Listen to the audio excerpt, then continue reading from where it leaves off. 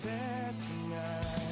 I don't have a job to find. A little far away tonight. But sometimes tonight I fall asleep when I'm home.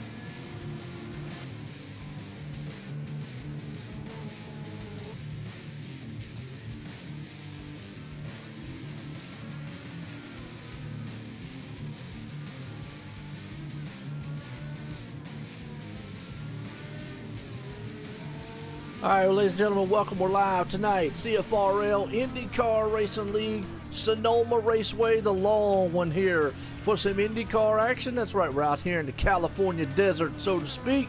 We got some road course, and these guys are going to do right, left, and uphill, downhill, all over the place. Well, here at OSR Network, we got a treat for you tonight. Not only do we got the CFRL League here with the IndyCar action on a road course, but Everyone knows who I am, Joe White up here in the booth. I got a special guest up here, and he's from far, far away. The Iceman from the Netherlands, Eric Tesh. Eric, how you doing? Yeah, I'm doing great tonight, guys. I'm Joe. We're gonna enjoy. We're gonna see a lot of amazing racing. Rather see a lot of tricky corners, but we're gonna all introduce you about it, what's gonna happen, and how people gonna attack this track today. Yeah, absolutely. And I'll tell you what, I know, Eric, you love road racing. You know, when you come up here, it's a good thing, man, from a driver's perspective.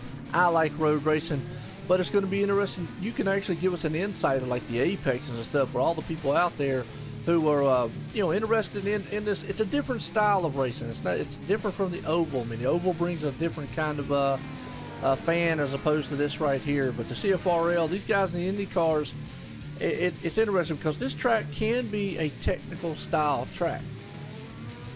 Yes, it definitely is. I mean, like long sweeping corners over here, even slow downhill sections. So, there's a lot of throttle control going on. And if you misjudge that, it's going to be wrong and it's going to hurt your lap times really bad. Now, the difference between like an Indy car, and I know you love, I think, what, the GT3 style cars? Yes, that's correct. Yeah, because I love the GT3s myself, man. I'm in there with you on that one.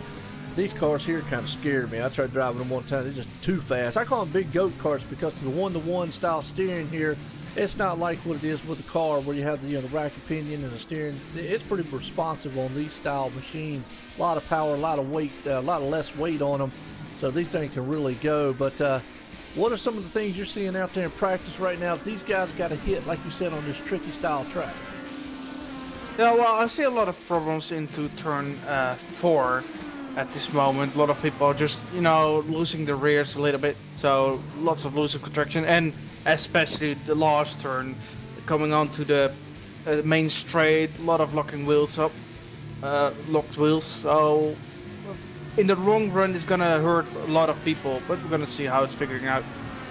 Yeah, absolutely. Well, we got some ringers here. Austin Espity. And it took me a little bit to get his last name down. I used to say Espity, but Espity, he puts the emphasis on the pit part. He loves these Indy cars. Really is one of those Indy car ringers, so to speak. Loves these things out here. I know Ray Kingsbury's another one out there, Jose and Chris Wright. And a lot of the new guys, or the guys that have been here for the last couple of weeks, have raced these cars. Now, like I said, it's a different mindset. May I ask you, Eric, you've raced road courses, you've raced ovals. I've done the same thing. But just to kind of get your idea here, to go from an oval with one of these cars and then to come to a track like this, what is the mentality of a driver? What do you have to prepare for to come to one of these things? Well, the mentality is just lots of waiting. Just wait for your opportunity, and when there's a gap, you need to go for it. You can't force the gap if there isn't any. And so basically, you can be stuck behind someone for really, really long till he makes a mistake or by a pit stop, undercut or overcut. But till then, you're done. Yeah, absolutely. Well, and I think that's textbook road course racing, so to speak, because, I mean, that's, I tell people every time, and we've actually had several road courses here the last couple weeks or last couple days. I'm to do something like that. Oh. I'm trying to get this chat now. Okay, cool. But we've had some road courses. Most notably, we raced at Sonoma this past week in a Cup car, and then we went to Sonoma, or we went to Watkins Glen in the trucks. To race those kind of cars and then to jump into something like this, it's two different worlds. I really think you have to. These cars here, man, these things like really just, I don't know, scared me.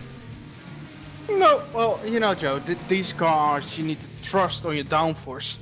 And when you don't have the downforce, well, you need to trust on it. And it's more the car is the limit of the driver. So if you push it too hard as a driver, you're just totally done.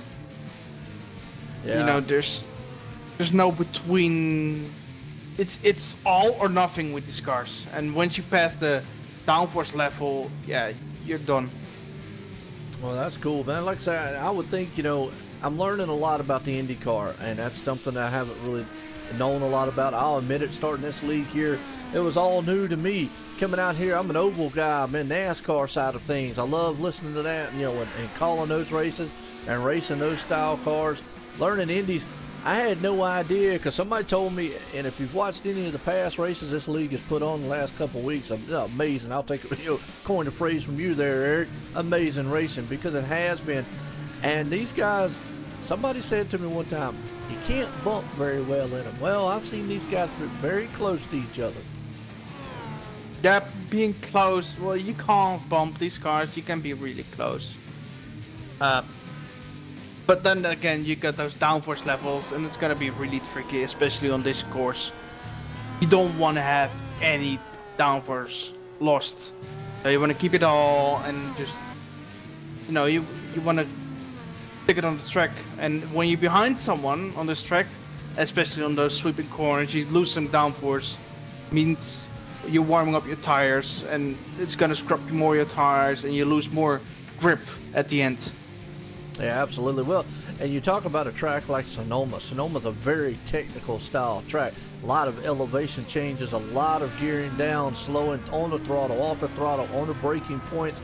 You know, you have a mixture between, you know, very hard, you know, sharp style turning, and you also have your momentum style turns and whatnot here, plus a lot of elevation things. It's a different kind of feel coming from a track like Watkins Glen, where you do have a little bit more straightaway there. You can get a little more speed built up here. I fine-tune this one as a more of a technical style handling. Like you said, downforce will play a factor here. And we're live, folks. Like I say, CFRL League IndyCar Championship here, Sonoma Raceway, the long style track layout here for the Indy cars tonight. And hey, you're hearing it right. It's not just myself up here in the booth. I got Eric Tess, and the man's from the Netherlands, and he's here. He does a lot of road racing. And I'm going to tell you, I've seen him in an oval car too, and I've seen you do a lot of great things in these things out here. Yeah. Still? Oh well, never mind. I'm just gonna be a little bit flattered at what you just said about me. Hey, we call you the Iceman from the Netherlands. You know, I know it's Netherlands, but you know, I like saying Netherlands. But one of the most dedicated, I got to give you credit. I mean, you come out here, you love sim racing. Maybe tell some people out there, man, a little bit about you. How'd you get started in sim racing? Well, how did I start? I think I started in 2004. 2005. Well, around that time with Grand Prix 4. So, you know, we're here, so Formula 1 based game. And then, you know, you started a little bit, playing, get a wheel, and it starts really simple. And then at once you start going to compete online, and then you think, well, you know, pretty decent. And from 2008 I did full-time R Factor. So, and from there on I just did a lot of league racing and learned a lot. But really the competitively, oh, well, you know what I mean, I think. Oh yeah. Wasn't there really high, at least, you know, it was high, but not really wide scale. And so I decided to go to run iRacing, and I'm running iRacing since 2011, I think. Wow. So okay. Now for 6 years, 5 years. Well, you definitely got it on me, man. You know, because I came back. I can take it a little further back. I raced with Papyrus way back in 1990s. So kind of start telling my age a little bit there, but you know, I'm old either way. Oh. But I came into the road racing side of things probably back with Project Cars and whatnot. I loved it and did a lot of league racing with it, and kind of came from there, and I came over here to iRacing and enjoyed it ever since. So kind of been with the oval side stuff, but learning a lot about cars like this with the IndyCar here. These things are fascinating. I mean, you know, they're V6 twin turbo high powered cars. You know, you're only talking about a 1,500 maybe 2,000 pound cart. And we talk about the steering in these things. The tech that these things have involved to them is just phenomenal. It's come a long way over the years. But you talk about the what they can do out here. Like the steering is the one thing I'd say. It's a 1-to-1 style steering. Pretty much just kind of give you an instant out there for the people and the folks out there watching this. when these guys turn the wheel, that thing reacts. It's not like your car where you have the kind of like a slip or the rack and pinion where there's a ratio there. These guys, when they turn, it reacts. So it's the biggest difference coming from something like this to a car. And like you said, downforce, Eric, man, is going to be the king here. What about the bumps at this track? Think that's going to play a factor with these things? I don't know. We're gonna see it. I mean, every car got problems with the bumps. But a lot of people losing it on some bumps. But I think they're gonna figure it out. They're just practicing now and just gonna lose the car. But in the racing qualifying, they think, oh wait, I'm pushing it too hard, or don't need to take this line, and gonna adjust it. So Absolutely. maybe we think we have a lot of issues with bumps, but eventually there probably no one has any issues. Okay, and that's something you learn, I guess, once you go out there and get around. Well, we got a pretty good field. Got 11 cars out here. A little bit shorter field than what we used to been having the last couple weeks, but hey, you know, that's sometimes indicative. I'll use that word. How's that, of what this might bring? You know, Indy cars and road racing brings a unique style of viewer, a unique style of driver, and it's kind of interesting. Like you said, Eric, you love road racing. I've seen you do some awesome things in the oval cars yourself there, but I know you said that you love a lot of the road racing. That's why I wanted to come up here in this booth here to experience, well, one, what I get to experience all the time, and I'm always ranting and raving about. Everybody's wondering what the heck Joe up there all happy about all the time, but it's interesting to see what these guys, man, see out there. Just from what you've seen in practice, is there anything out there that you would do different than most of those guys are doing? Well, just in one word, no. These guys are really good with these cars. I got, what you said. I'm really experienced with the cup cars and low downforce cars. This is a whole different beast. So I can't say I will do this different, really big. Gotcha. Some of the apex they miss, but that's little bit of adjustments during the race or qualifying. Well, that's another thing, man. That's something I'm getting used to as far as the lingo, as far as road racing, as opposed to the oval side of things. We talk about going high, low, push, and loose, whatnot. A lot of the characteristics here, as you say, man, take the apex right, come out of the apex, man, hit the rumble strips at the right point, braking points. Also oversteer, understeer is another term that gets thrown around a lot as far as road racing goes. So it's going to be interesting here to see, because folks, we're going to have, let me tell you right fast here, we got 49 laps around this track, so it's going to be very interesting. Now they're in the middle of qualifying right now. And qualifying, it's the best of what you can get in 10 minutes. So lap times right now about 140 around this place, Eric. Yeah, I mean, we have the qualifying going to be real exciting in the midfield for so far I can see at the moment. The top few runners will be, will be class apart for today. Yeah, I got a feeling they're going to get spread out pretty quickly. Oh yes, they will, but it's more about being consistent. Don't make mistakes. I mean, you can have a huge gap on this track and just ruined in one lap, or even one turn. If you go off here, it takes almost ages to get back on the track. It's funny you say that. That's cool. What you just said right there. Sorry to interrupt you, but it's interesting you said what you said, because I say that a lot when I go to road races with the cup side of things. People don't understand. I'm not saying everybody don't, but a lot of new people to road racing don't understand. And when you call out, somebody's got like let's say the leader, for instance, has a 2-second gap. That 2-second gap can be made up in one turn on road races, because what you just said, if they make a mistake or don't hit the line right, it can mess everything up. Yeah. But on the other end, I was thinking about it. But if you make a mistake, and as a leader, and you became second after all, you get back on the track, and then you got a slight issue about passing someone, so it's a double penalty. On an oval side, you make a mistake, you get freight trained, you lost maybe 4 or 5 positions. You can gain them back. Well, not really easy, but comparing with road, it's much easier to gain them back. So it's harder. I think it's a little bit more difficult to have your track position.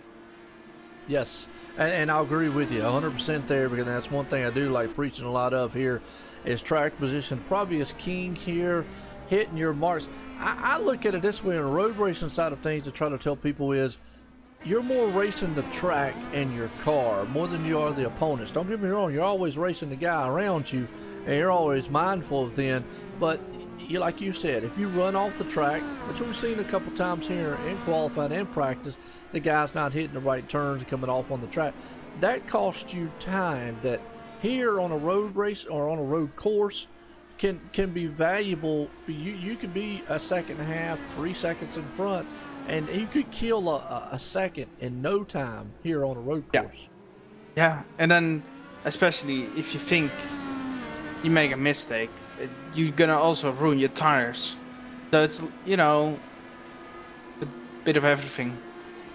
So if you think you just lost 1 second, at the end you're losing more just because that one big mistake. Yeah, right. Yeah. Well, it looks like Ryan Broderick is the man on point, which that name sounds familiar, don't it? Oh, yes it is, but it's not that guy you think it is. That's not? No, Really? it's not. I'd say what? Yeah, Huh. yeah. Well, how in the world has he got the same name as the other dude? Because, something special. Well, no, it's family. Oh! Oh, you know him? No, I don't know Ryan. No, I know his brother, but not Ryan. Yeah, they're different. That sounds weird though. Yeah, no doubt. Oh, it's his brother? Oh, okay. All right. Yeah, so, you know, if you see him, just think about Mark and it's okay. Oh, okay, gotcha. All right. Well, I just know the Ryan Broderick sounded familiar. Yeah, same. Okay, cool. Well, good deal. Then we got Adam Lingren, which, yeah, I'm so used to Zach Lingren from the other one, so I always say, well, now I've got another guy called Lingren. He's lingering around. He's lingering in the second spot right now, so, hey, there we go. Second spot? Oh, my bad. Right, Third. Kingsbury just passed Third. it. Yep, third. It's close, it's close. Second or first, it doesn't matter really bad. Yeah, it's really close between Ray and Adam at the moment. 0.3 of a second. You know, they're battling really hard. Just, you know, to push that little car at the moment. Get the second place. I mean, the gap between Austin and everyone else is, at the moment, I think a little bit too huge, too big. So I think we're gonna see a battle between them and to see who's the best of the rest. Gotcha. Let me I'm gonna step away here for a second, Eric, and we'll be right back. All right.